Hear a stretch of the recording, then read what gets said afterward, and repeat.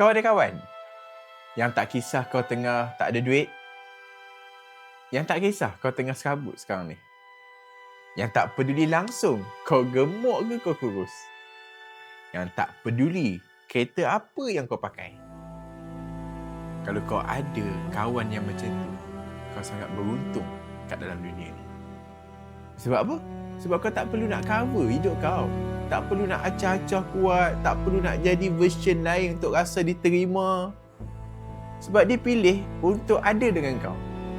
Bukan sebab apa yang kau ada, tapi sebab siapa diri kau yang sebenar.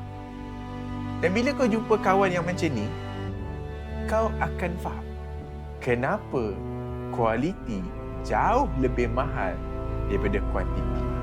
Walaupun tak ramai kawan, walaupun sedikit, tapi kualiti.